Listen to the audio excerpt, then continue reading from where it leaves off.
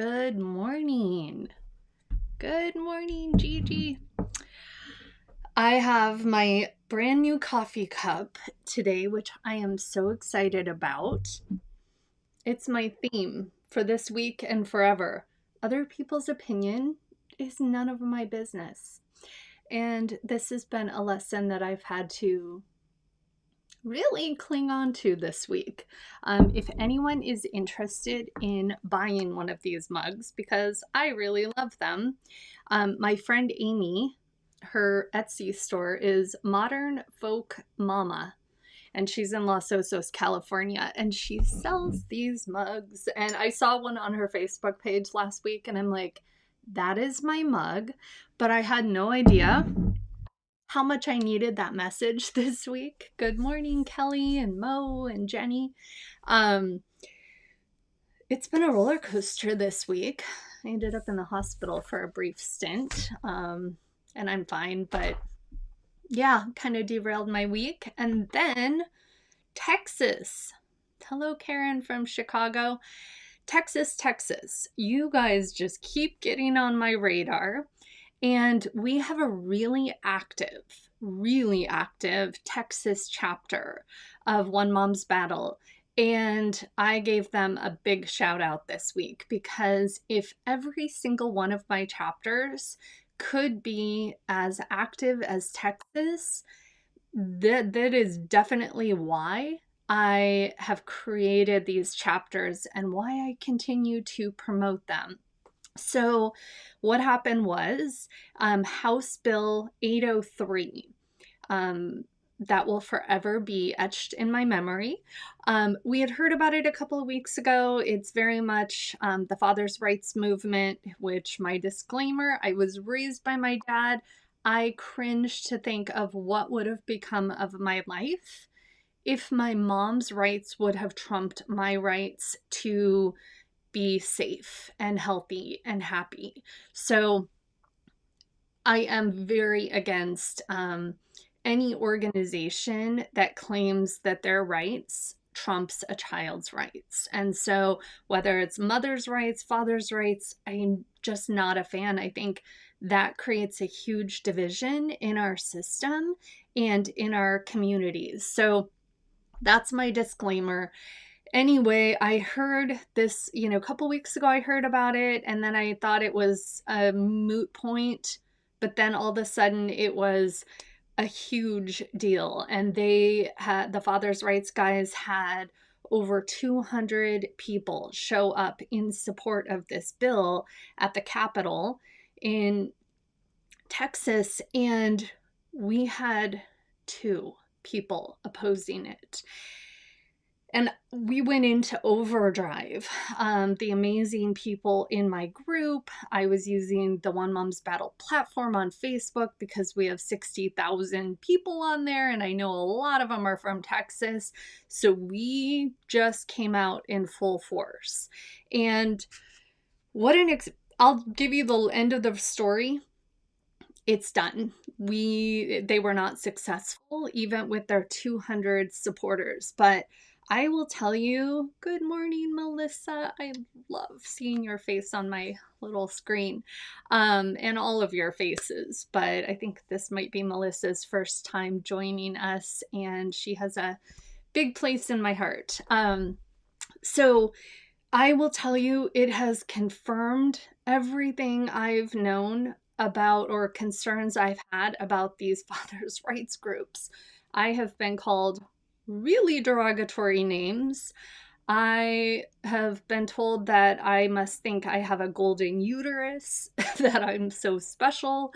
I can't even believe what I've seen this week. And Texas, your system is already so broken, but I am just, whatever small part I played in shutting this bill down, this is why I do what I do, and this is why I want so desperately to move into advocacy work and helping to protect our kids at a bigger level, because that's where it's at. You know, I've gained so much knowledge from being Alyssa. Hello, hello, huge part of this. And she can confirm how unbelievably horrible. And Jenny, no, I don't know why Caden's Law has been postponed, and I need to check in on that. I've been so consumed by Texas that I haven't checked in on Pennsylvania. But gosh, I mean, these people are horrible. And I will tell you, I got a small piece of joy. I felt really proud when in their defeat speech, they gave me a shout out. And apparently I have so much hatred in my heart that I'm just ruining children's lives every day.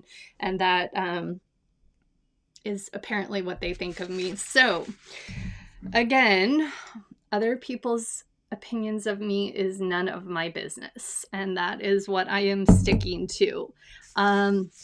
Oh, Jenny says the vote for Caden's Law in Pennsylvania was pushed till May, but we don't know why. Wow, that really makes me sad. I know how hard Kathy has been working on that, and so many others. Danielle Pollock, who is one of my heroes in this whole movement. You know, I'm going to give a shout out to Danielle and Joan Meyer, who have now come together. If there's anything that gives me hope right now in the system, in addition to us coming together as, you know, united forces in this mission to protect kids, it's the work Joan Meyer is doing at the National Family Violence Law Center at the George Washington University. I just made a post about it on the One Mom's Battle Facebook page yesterday. I don't care if you have $5 to donate or $500 to donate. Please donate to Joan's cause, because one of the missing pieces in protecting our kids is the research that shows how dangerous these abusers are. You know, there's a mentality in the court system that, you know, it's easy for them to chalk it up to two toxic people who couldn't get along. But it's so much more than that. And it only takes one person to create a high conflict situation. And Joan's work will take it from that to showing how damaging these people are to kids. And that's one of the pieces that's really lacking. And with Danielle Pollock joining forces with Joan, I have even more hope. And for those of you who don't know about Joan's work, she was just, heavily featured in the Woody Allen documentary. I really encourage you. It's Joan Meyer, Meier, and she is truly an earth angel and one of my top 3 heroes in the entire world. And it's really big on my heart to help her. I'm set up automatically. It deducts from my account every month to fund her efforts. And I encourage you, no matter what amount you can give, even if it's $5, please consider it. And the link is right on my website. No, I'm sorry. It's right on my Facebook page on One Mom's Battle. And if you don't have the link or you can't find it, email me at tina@tinaswithin.com. It's a 501c3. You'll get a credit or however that works with the IRS. But please help support what she's doing, because that's where change is going to happen, is we're lacking research. Let's jump right into the questions. I kind of combined a whole bunch of, because I've been promoting the High Conflict Divorce Coach program, I've been getting a lot of questions about what does a divorce coach do? And so I want to clarify that. Johanna Silberg, I don't know if I'm saying her name right. I think it's Johanna Silberg. She's amazing. She's also one of my heroes, Maryland. And wow, she would be an amazing expert, Gigi. So Thank you for sharing. Good morning, Dina. Good morning, Veronica. So what does a divorce coach do? A lot of people are like, well, you can't give legal advice. Absolutely not. That's one of the things that I really instill in the students of the program is that you have to stay in your lane. You are a strategy partner. You cannot provide therapy. You have to pay attention to when you need to direct your client to a therapist. You cannot cross over into the legal lines. You have to stay in your lane and defer a lot of things to an attorney. But what a divorce coach does, they will save you a lot of money, first of all, on attorney fees. They become your strategy partner. And it's very much a brainstorming partner, their own experience going, typically the court doesn't pay attention to those things. Or I know that feels important to you. That's really a topic to talk about in therapy. The court isn't going to care. It's kind of looking. One of the things I do with a lot of my clients, they'll send me strings of communication between themselves and their ex. And I'll say, if I'm reading that as a neutral third party, I can't tell you what to say in your communication. I mean, I do teach a lot of courses on that, general stuff, but you come across as part of the problem. And those are things that are so important because what we all know is there's no rule book for this. And a divorce coach does all of that and so much more. We become a part of your team. I will say I'm not accepting new clients right now, but if you need a divorce coach to be a strategy partner, to be a team member, to, sometimes I have people come to me and go, my attorney isn't listening to me, blah, blah, blah. And once I hear about it, I'll be like, maybe you should go interview a few attorneys because I have some red flags. And it, so just validating them and saying, from what I am being told or from what I see, it sounds like your attorney is right in line with where things should be. But again, it doesn't hurt. If it would make you feel better, go, interview somebody else. So many different things that we can help with. Mainly, it's helping people shift from being driven by emotion, which I've been there and I absolutely understand how that happens. These are our babies. But that missing component that people don't really understand or doesn't come naturally to them.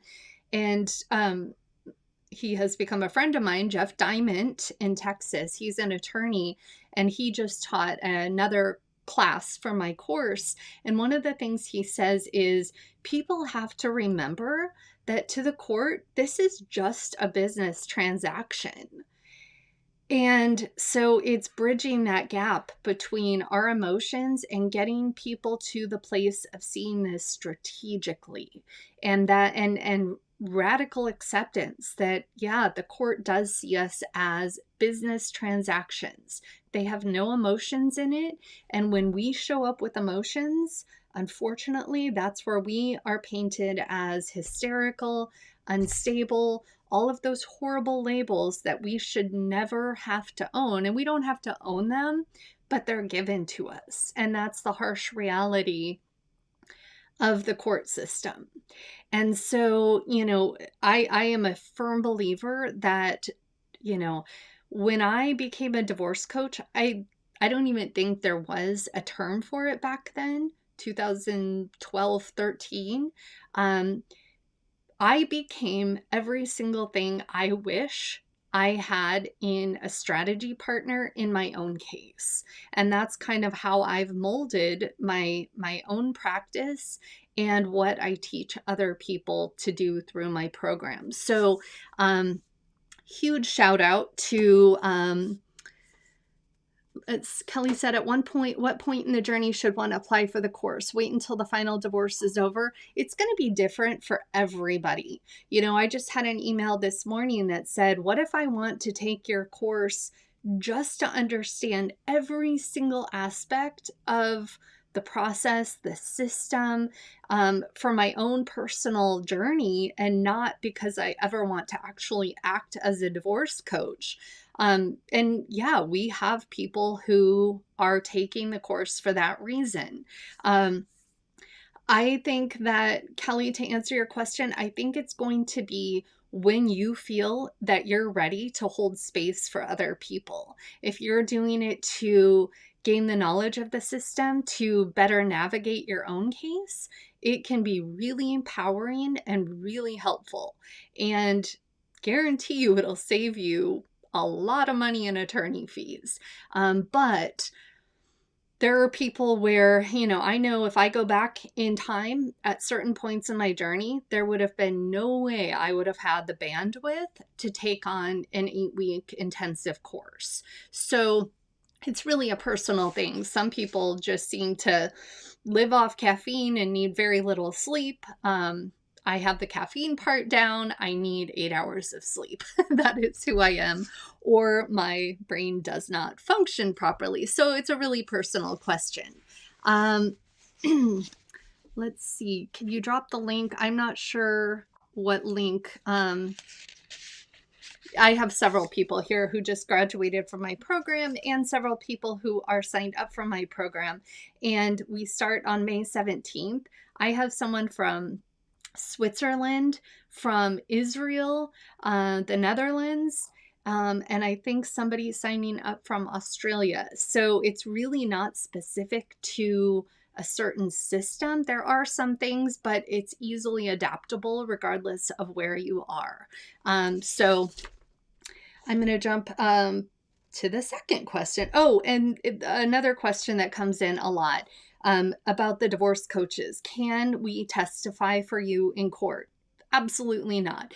And you wouldn't want me to. I tell people all the time, I am in your back pocket. No one knows about me. Like, think of me as a little genie or something that you keep hidden. And, I believe I could actually hurt someone's case. If depending on how it was spun. So,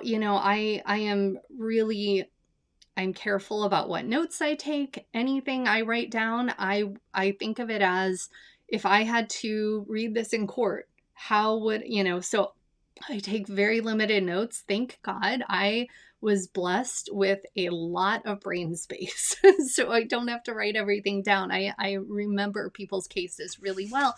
But no, I would never ask a divorce coach to testify in court. I think that would be a really bad idea. We're not qualified to do that. Very much a strategy partner in the background. And I have a lot of clients who, they don't even pay me directly. Their mom pays me, their sister pays me, a friend pays me, and then they reimburse them to keep it really private. So no, a divorce coach cannot testify for you in court, nor would you want them to. Next question, how do I show proof of drugs or alcohol when they're being done or consumed behind closed doors in the house? I see situations like this. I have had clients who hire PIs to go take pictures of the recycling bin to show how much alcohol is in there. Typically that doesn't even help, or cans or bottles or whatever, because how do you prove what the timeline was? Or how do you prove that this person isn't just a good steward of the earth who collects recycling, on the beach and then brings them home and dumps them in their recycling bin? There's so many. Oh, the link for research funding to donate. If you go to the One Mom's Battle Facebook page, it is the pinned post at the very top for Joan Meyer's work. It's really hard to find online. You can go to the George Washington University website. Just make sure when you make a donation that you click down to the National Family Violence Law Center. And you can even write in the comments, Joan Meyer, or, from One Mom's Battle, how we heard about you. So, but going back to the alcohol, what happens behind closed doors is nearly impossible to prove. And I have a lot of friends now who are PIs, or I've made a lot of connections and acquaintances. And one of the things they all say is, Tina, when you tell people to contact us, they have to be realistic about what we can find. We can't sit outside someone's kitchen window and spy on them. And right now, the PI stuff has become even more difficult because in a lot of places we're locked down. People aren't going anywhere. For example, a story I've shared, my ex-husband used to drink heavily on the night before his visitation. So he would show up Saturday morning really, really hungover. So I hired a PI to follow him on Friday nights just to document how much alcohol he drank downtown, because there was no denying that with that quantity of alcohol, he would be hungover the next morning. And it backed up and verified when I said, he smells, his eyes are red, his voice is hoarse. I can tell he's been drinking, and I don't feel safe with him driving the girls at 9 a.m. on Saturday morning. And so having that PI was, really solidified my testimony. And by that point in my case, so much of family court is he said, she said. So credibility is critical. Don't ever lie. And it takes years to get to the point, typically, where the court sees that one person is credible and one isn't. And that's where the he said, she said starts shifting, or she said, he said starts shifting a little bit, to where there were times in court where my commissioner would say, Miss Swithin, can you please tell me what happened? And I knew in those moments, and that was probably year 4, 5, 6, that my word actually carried weight, finally. But what happens, and Gigi always has great input, and anyone else who has experience with PIs that you think is helpful, please share it in the comments. I will never claim to know anything. Gigi says, subpoena bank statements, follow the money. Social media accounts tend to show patterns of alcohol use. Absolutely. And one thing, most of these people are not that smart. Hair follicle test, substance abuse, nail bed testing is one that I've heard really good things about. Even if your ex is not openly, publicly, posting on social media, follow their friend lists. The people they hang out the most, a lot of those people, they've never been in family court. They have no idea that they should not show John or Susie passed out drunk on the floor. And if John or Susie happens to be your ex-husband, that could be a fantastic thing. Funny story, we actually, the first year of my custody battle, a mutual acquaintance in town called me, and she said, Tina, you would not believe what happened last night. My babysitter came over, and she and her babysitter were friends.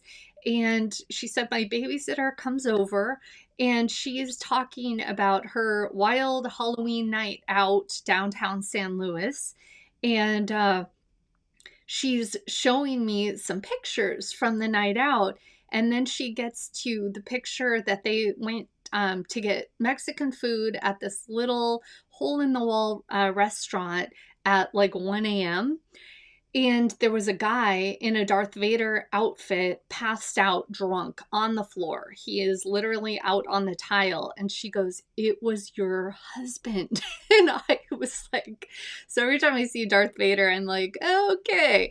Really super classy. But you just never know when things like that. And I tried desperately to get those pictures from the girl, and she wouldn't. She didn't want to get involved, which I get.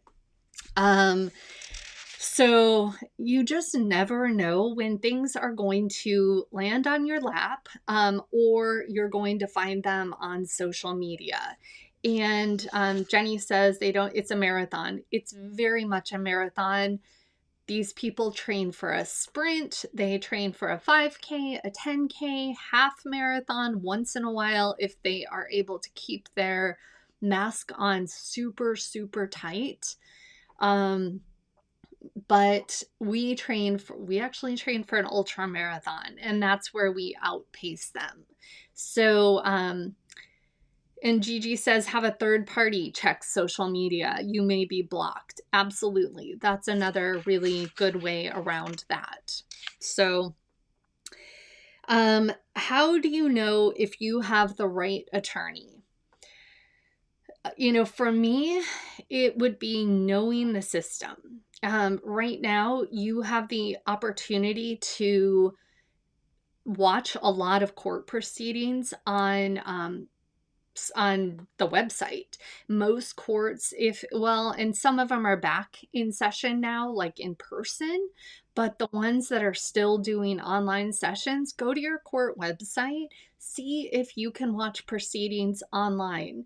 Really start getting yourself knowledgeable and educated on the reality of the system.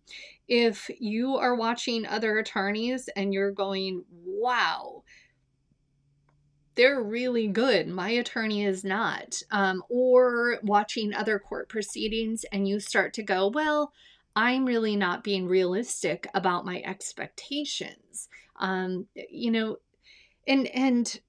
always go interview other attorneys. I am a firm believer. Some of the mistakes I hear people make is that they waited too long. Their gut feeling was there early on that this was not a good fit for them, or that their attorney was not qualified to take on a case of this magnitude, and that they stayed. And you'll spend more money staying with a really bad attorney than you will making the jump to just switch to a new one. So you want to be really, really realistic about the system.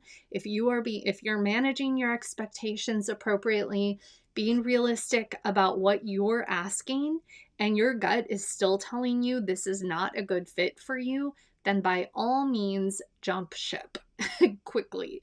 But you want to make sure, if I were interviewing a new attorney,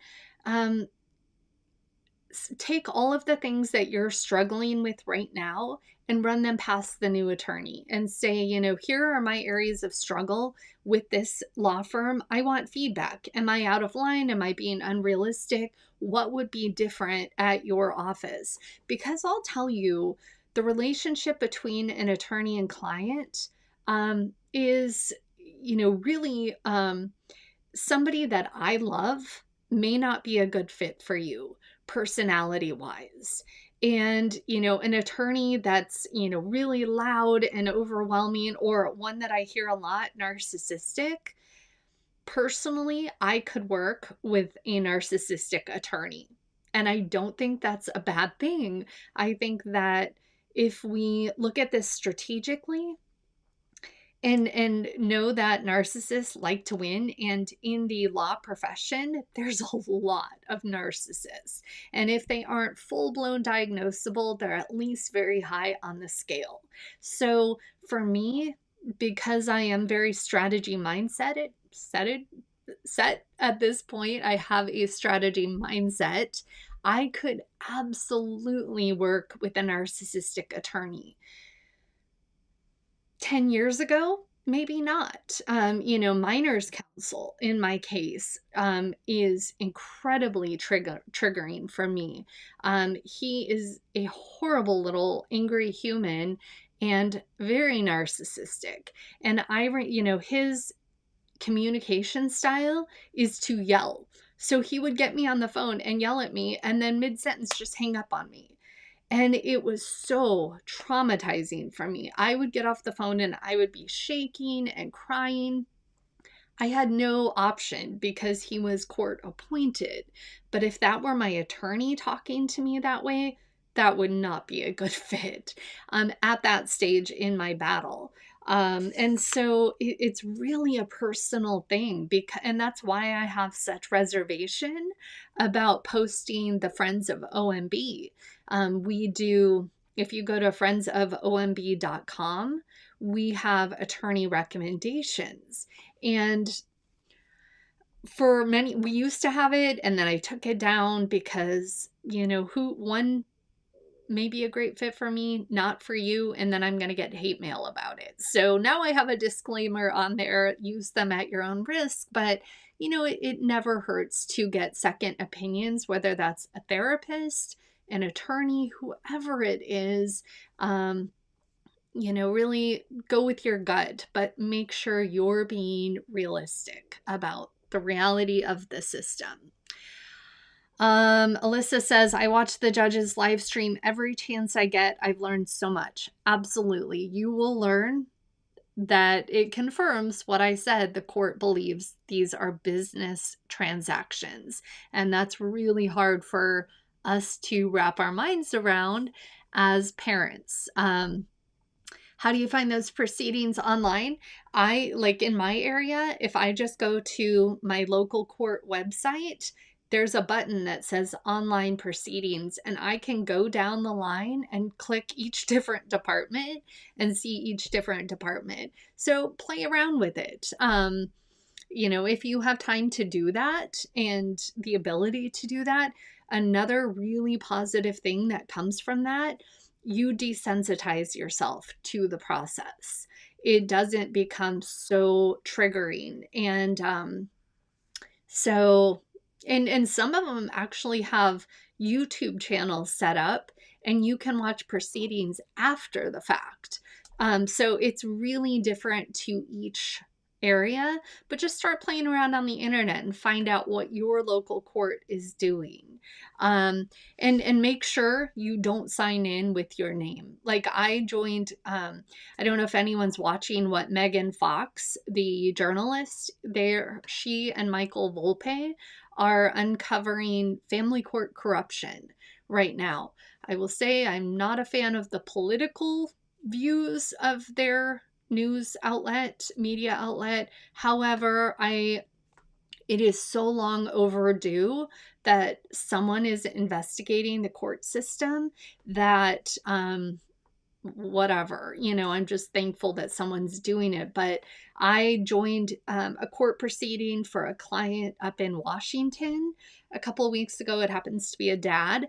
And when I joined, I just wrote family court advocate. I did not put my name. I did not put my video on. I just put a picture. I just wanted them to know someone's watching, because what's happening is really bad. And Megan Fox happened to also be on that court proceeding, and she talked about the case this week on one of their reels. So anyway, okay, everyone, happy Friday. It's a little after 7:30 p.m. a.m. Oh my God, it's been a long week between my health stuff and the father's rights guys. Megan Fox is a force. I don't enjoy their sensational. Yeah.